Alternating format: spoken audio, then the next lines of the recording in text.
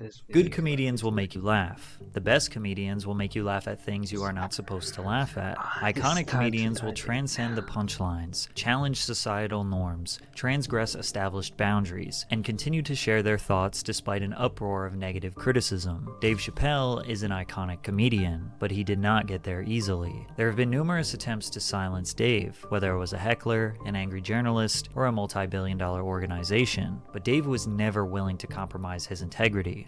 Not for one man, not for $1. His big break in Hollywood was when Universal Pictures bought a movie Dave and Neil Brennan wrote called Half-Baked. It's a silly stoner comedy reminiscent of Jay and Silent Bob that wasn't a huge hit, but the movie did gross $17 million against a $7 million budget and has become a cult classic since. 24-year-old Dave wasn't fully happy with the way the film came out, but he was extremely proud to have his movie on the big screen at such a young age. From there, he started pitching a television show to various networks. Fox was interested, but they worried the show casted too many black people. More specifically, they thought the female star of What the fuck?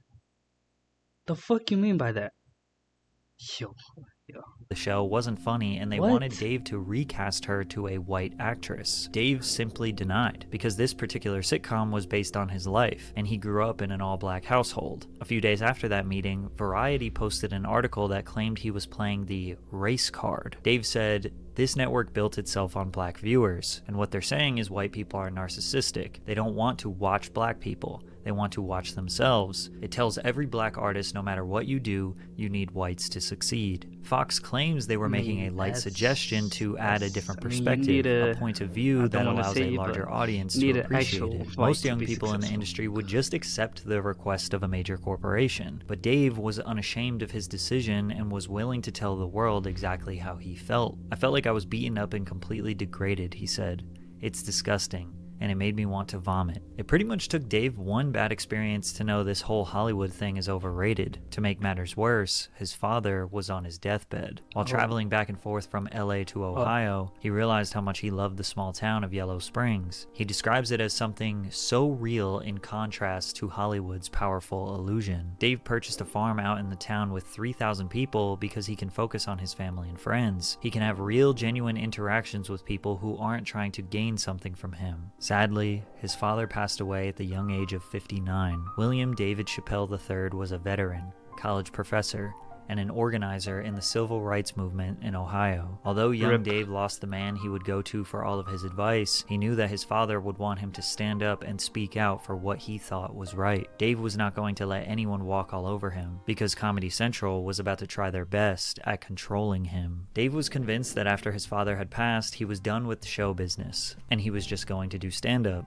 His first hour-long comedy special, Killin' Them Softly, released on HBO, and many consider this to be one of the best stand-up specials of all time. People knew Dave was a generational talent. This was one of the best. He could not give up on this dream. He started writing a variety show with various skits and sketches that were personal and relatable to the common man. He knew he had something big, and after a few years in 2003, he decided to pitch a new show titled The Chappelle Show, which got picked up by Comedy Central for 2 seasons. The Chappelle Show is regarded by many as the greatest sketch comedy show in history. Dave would open the show performing stand-up to a live audience and then shift the joke into a pre-recorded sketch. All of his bits were rooted in a great deal of irony, basically conveying the exact opposite of what you would expect, like this employee training video that teaches you exactly how to get fired.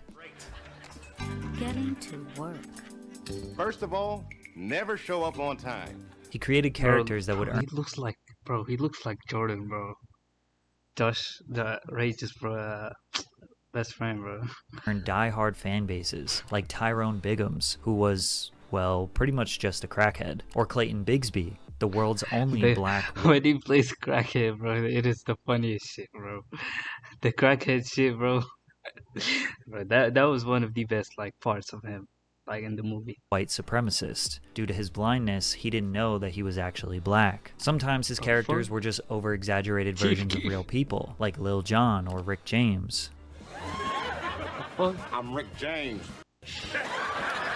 Enjoy yourself. Edgy isn't even a good enough word to describe Dave's humor. He was way over the edge with some of these bits. The most shocking of them all was perhaps the Hard R family, a rich suburban white family whose last name is the racial slur. Morning, niggas. Yo, don't... And it's my favorite family to deliver milk to. The niggas. Oh my God. The very first episode of Chappelle's Show tackled an extremely risky subject, basically becoming a mission statement for the program. If you don't like this, you won't like anything else. Something like The Chappelle Show will never air on TV ever again, but at the time, people loved it. Now, even in 2004, the mainstream media was against shocking, vulgar, and risky entertainment, but they had a little tolerance. The solution back then was put it on after hours, like after 9 p.m. when the kids are asleep. The Chappelle Show averaged 3.1 million viewers per episode in 2004, just shy of Saturday Night Live's 3.7 million. However, Dave's impact on culture at that time far exceeded SNL. He was a superstar comedian at a time where comedy was missing superstars. Dave's show saved Comedy Central from failing and made them a ton of money. Chappelle Show Season 2 Uncensored has broken both the first day and 7-day sales records for TV on DVD, with close to 500,000 units sold on its May 24th release date and more than 1.2 million units sold in its first week out in the market. Chappelle Show Season 1 Uncensored, released last year, is the best-selling TV on DVD title with close to 3 million copies sold. Because of the first 2 seasons' undeniable success, Comedy Central offered Dave a whopping $50 million for a new season, but instead, he walked away. Like many people who are new to the entertainment industry, Dave signed a contract that... Like back in the day, you walk away from a 50 mil contract, bro. That's crazy, bro. 50 mil back in the day is crazy, bro. Right now, I feel like right now it's like giving money away. But back in the day, bro, 50 mil... he didn't fully understand. Of course, he hired a lawyer, but ultimately he knew this show was great for his career and he would make good money. What could possibly go wrong? Dave says he never got paid for The Chappelle Show because the contract said Comedy Central didn't have to pay him. This contract also said that they have the exclusive right to use the name and likeness of the artist in perpetuity throughout the universe in any and all media known or invented in the future. On top of them literally owning him, Dave just straight up didn't like the fame and attention. He just liked comedy. But even that was getting ruined. One night while he was performing in Sacramento, California, he walked off the stage after berating his audience for constantly shouting, "I'm Rick James, bitch," which had become a catchphrase from the popular Rick James sketch on his show. Stand-up is the most important thing I do, and because I'm on TV, you make it hard for me to do it, he said. The show is ruining my life, Chappelle told the crowd. Besides requiring him to work 20 hours a day, it has made him a star, which has resulted in the inability of fans to treat him as an individual. So when Comedy Central offered him $50 million, it came with stipulations. He had to get approvals on certain jokes. He didn't have full creative control, and they worked him like a dog. It wasn't worth the money. So one day, he just walked off set and moved to South Africa, desperate to get as far away from Hollywood as possible. In response, Comedy Central ran a smear campaign on him, saying that he was crazy and on drugs. In May 2005, Comedy Central began promoting the anticipated debut of Chappelle's Show Season 3. One day later, the channel announced that the production on the show had been unexpectedly suspended. Then 1 week later, every news outlet reported that Chappelle had checked into a mental health facility in South Africa, perpetuating the narrative that he was mentally unstable. Some reports said he was even smoking crack. I was freaked out, man, with the fame thing and being called crazy and drug addict and all these things. Scared me. You know, being treated that way. Bro, it's crazy. Like I'm not a person anymore. You say this shit about me in front of my children, and you know, who the f do these people think they are? And they don't know what happened. You know, Dave's exit from the $50 million deal was one of the most profound statements in pop culture history. He was already mega famous, but ironically, this exit made him even more famous. One 2006 article said, "These days, if Dave Chappelle merely catches a cold, it winds up in the media or on the internet." He fired back, saying he was not on drugs and he was not crazy. In fact, he was the most level-headed person out there, denying money for his sanity. "I'm not in a mental facility. Everyone around me says, 'You're a genius, you're great, that's your voice.' But I'm not sure they're right." You hear so many voices jockeying for position in your mind that you want to make sure you hear your own voice. So I figured, let me just cut myself off from everybody, take a minute and pull a Flintstone, stop a speeding car by using my bare feet as the brakes. Hollywood just couldn't fathom that someone who became famous would choose to abandon that lifestyle. He did make a short reappearance at the 48th Grammy Awards where he received a standing ovation. Right in front of the entire industry, Dave told them how he didn't want to be there. the only thing harder than leaving show business is coming back. Later that evening, he went to an after-party held at the Hey, is home that of the Prince? legendary artist Hey, Prince. Instead hey, of talking to RIP Mariah Carey, Common, Prince. or industry powerhouses, he sat in a chair on the back patio, only conversing with people who wanted to. He looks like he is hiding from his peers, hiding from the attention, hiding from the part of himself that is a major star. Dave said, "This ain't really my thing." After that night, Dave realized it was time to disappear, and he did just that. And nobody really heard from him for many years. What did you do for those 10 years? It was a humble existence. I had young children. I was raising my kids. I was living a suburban life. And then every once in a while, I get this feeling like I'm the funniest guy. I got to get out there. And I would like fly to Denver, do a week in Denver or something. And that's when you would read I was doing like these 6-hour shows. I performed like I was desperate for it. I loved it. Yeah. He rode across the country on a motorcycle, focused on raising his children, maintained good standing relationships with his friends. He lived an extremely normal life, just like me and most of you watching this video. Dave would only make selective appearances from 2005 to 2016. He had a few random stand-up performances here and there. One of them even broke a world record. A 6-hour and 7-minute set at the Laugh Factory became the longest comedic performance in history. He performed at the Oddball Comedy Tour in 2013, doing large arenas around the country. In Hartford, Connecticut, he was booed and heckled during his entire set. Until he left the stage saying this crowd was the worst one he had seen in his whole life. This bomb made Dave realize he was rusty, and he needed to get back to being funny again. So in 2014, he made a grand comeback by headlining 10 nights at New York City's iconic Radio City Music Hall. The buzz surrounding his return grew as he was interviewed on various late-night talk shows. Dave rocked the sold-out crowds every single night, selling over 60,000 tickets in total. These unforgettable shows marked his official return to the spotlight after his prolonged absence. Dave achieved a legendary status just from his Comedy Central show and one stand-up special. The comedy community as a whole was honored to have him back. He hosted Saturday Night Live during election weekend when Trump won in 2016. Donald Trump, he did it. He's our president. I feel bad saying it. I'm staying in a Trump hotel right now. I don't know if he's gonna make a good president, but he makes a swell hotel suite, I'm gonna tell you that. Housekeeping comes in the morning and cleans my room, and I just, hey, good morning, housekeeping. Grab a big handful of pussy and say, you know. Boss said it was okay.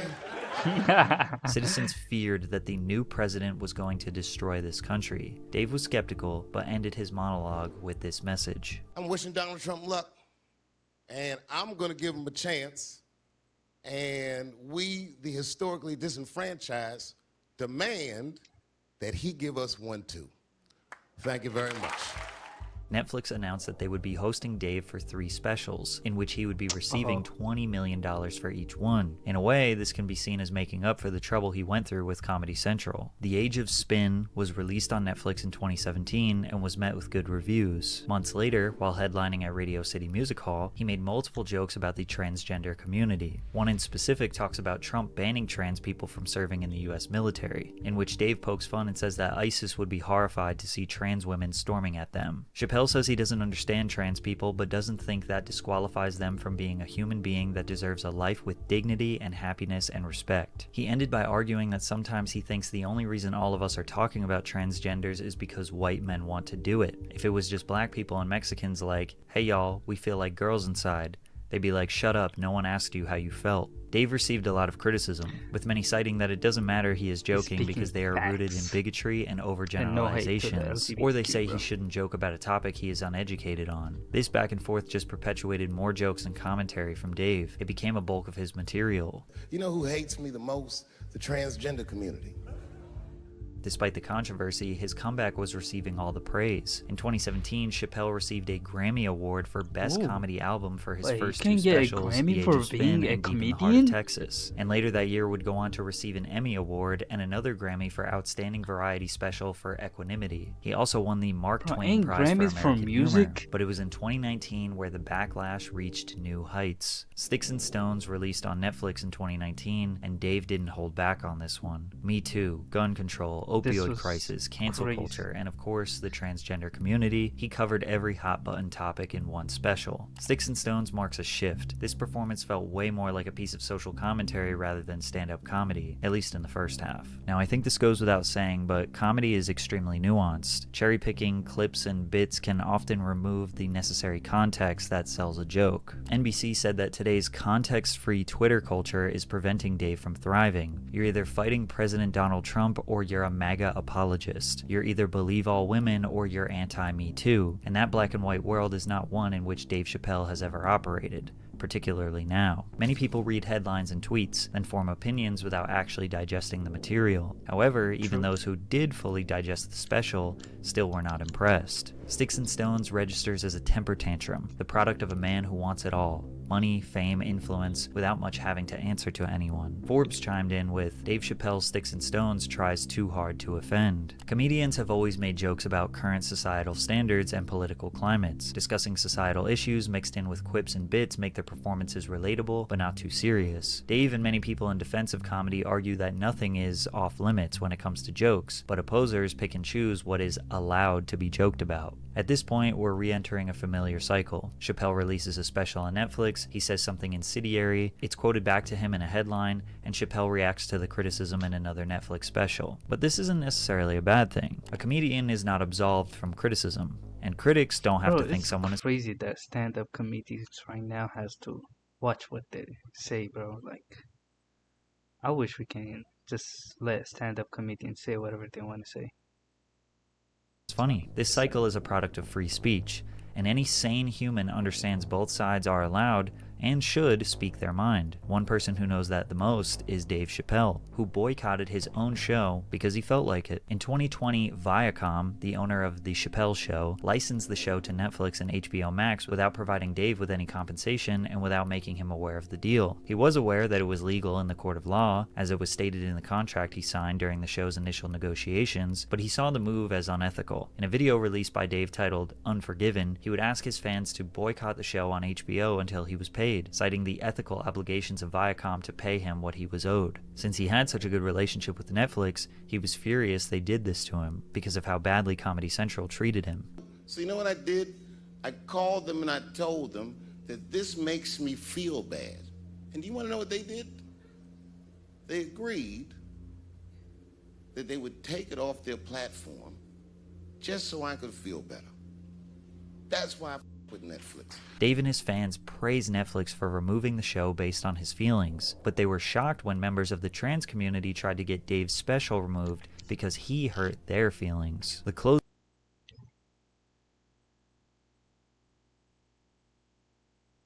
Don't cancel free speech.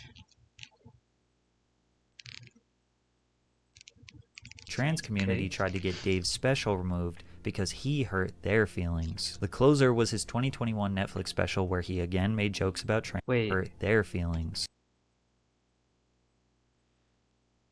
Members of the trans Black trans lives matter. Black trans life are not notable. I don't know what's written there. Do you see any black person in this picture? Like, there is no black person in here, bro. Like, this is what bothers me, bro. Like, there is no black person and they still talk about black people, bro. Like, it's crazy, bro. Like, bro.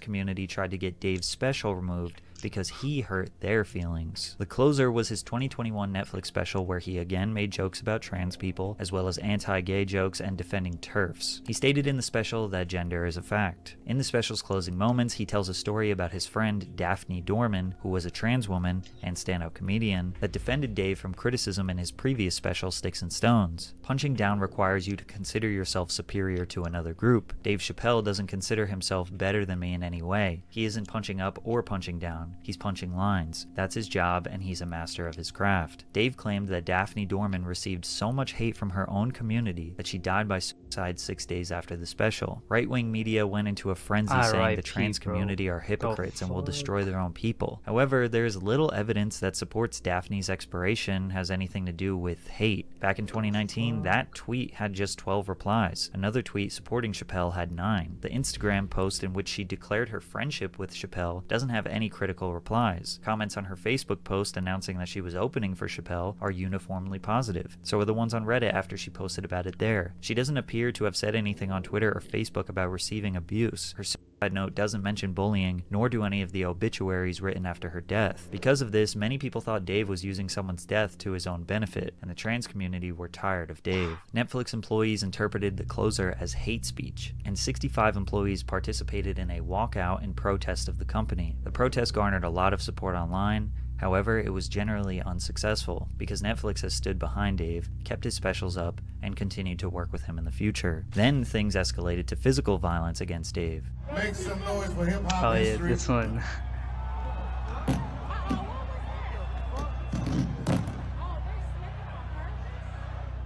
Isaiah Lee was the name of the suspect who later admitted why he attacked the comedian. I identify as bisexual, and I wanted him to know what he said was triggering. I wanted him to know that next time he should consider first running his material by people it could affect. Isaiah Lee has also been charged with attempted murder after stabbing his roommate. In a last effort to take down Dave, a venue in Minneapolis canceled a sold-out show of his hours before the doors were set to open. We believe in diverse voices and the freedom of artistic expression, but in honoring that, we lost sight of the impact this would have. The event was moved to a smaller venue in the same city and sold out 2 shows back to back. It seemed like the more backlash Dave got, the more it would ultimately help his career. The Closer was nominated for an Emmy for Outstanding Variety Special. To close out the year, Dave took the stage on SNL and delivered the show's opening monologue. And yes, he faced even more controversy. Recently, Kanye West had went on an anti-Semitic rant on social media, to which Dave responded with, I denounce anti-Semitism in all its forms.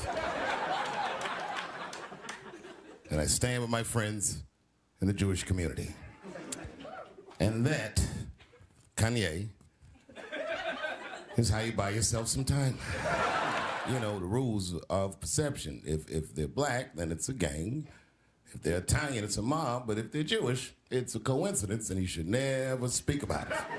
Despite Dave obviously disagreeing with Kanye, his jokes entertain the possibility that some of what Ye said holds an ounce of truth, which led to even more critics calling Dave anti-Semitic. He ended the monologue with a message. Wow, It he's shouldn't be this everything. scary to talk about anything. It's making my job incredibly difficult. And to be honest with you, I'm getting sick of talking to a crowd like this. I love you to death.